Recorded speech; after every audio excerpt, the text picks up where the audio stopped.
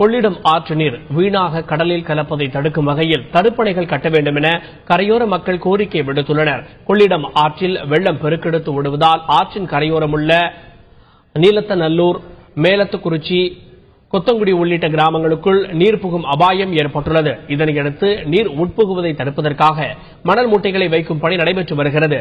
தடுப்பணைகள் இல்லாததால் அதிக அளவிலான தண்ணீர் கடலில் கலந்து வீணாவதாகவும் அதனை தடுப்பதற்காக தடுப்பணைகளை கட்ட வேண்டும் என்றும் அப்பகுதி மக்கள் கோரிக்கை விடுத்துள்ளனர். மழையே இல்லாத இப்ப இவ்வளவு தண்ணி வருது.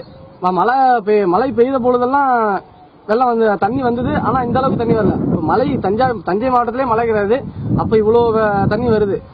நீங்க இந்த தண்ணி வீணா போய் கடல்ல கிடக்கிறதுக்கு இனி வரும் காலத்துல நீங்க வந்து தடுப்பணை சரி செய்து கொடுத்தீங்கன்னா விவசாயத்தை காப்பாற்றுவோம். நாங்க முன்ன 2014 அதிகமா தண்ணி வந்த அளவுக்கு இப்போ அதே மாதிரி அதிகமா வரும்னு சொல்லிட்டு இருக்காங்க.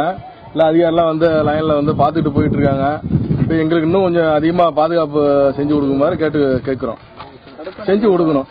எங்களுக்கு கொள்ளிடத்துல ஒரு 200 மீட்டர் இல்ல ஒரு 1000 மீட்டருக்கு இருக்க தடுப்பணை கட்டி கொடுத்தா சௌரியமா இருக்கும்னு நாங்க நினைக்கிறோம்.